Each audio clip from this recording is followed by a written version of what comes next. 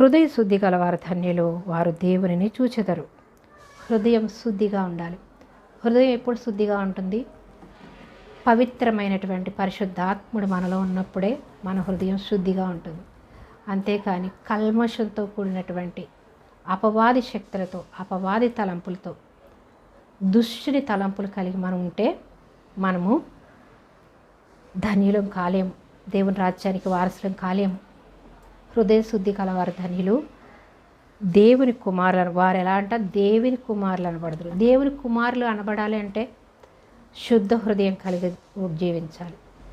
ఒక పాట ఉంటుంది, శుద్ధ హృదయము కలుగు చేయమా నాలోన నాలోన అని మనం పాట పాడతాం.